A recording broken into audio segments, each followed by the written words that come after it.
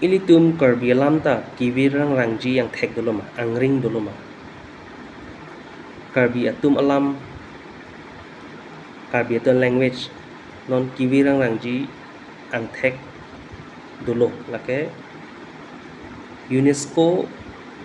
ISO number along puridin along extension alis along lake ISO number UNESCO ISO number 169-3 laso code long dodun elo lake endangered language do karbita mane kevir rangji ang thek kasonok si klang lapen non mamat karbitum lintip speaker hamati karbi language alam kan gitu one of the 5 lakhs plus dollar lasi karbi tum alam da isi kevir rangji alis along dodun koklo lapen non assam along kama language si definitely endangered long ke dodun ma bade laki missing dum alam data kevir rangji yang thek thet tanan lake definitely endangered dolang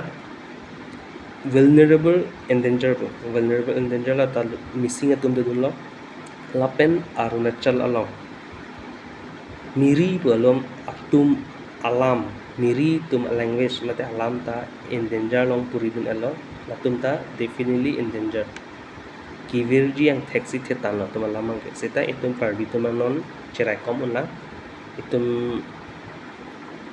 severely definitely level vulnerable high long puridun delang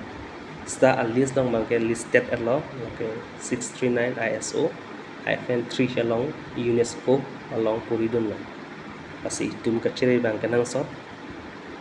se bang alam ki bang ring tum de ong me ong lo kasi ki ong tum ta nili hin ben chuni lo bang alam ki bang ring le lang poi me thang si chipon lang pocket tok ke lang through video through kitab lai ben ami tum pun an ki chipon inang ko history bang ring lang ko la kasi nili hin penang pa chini lo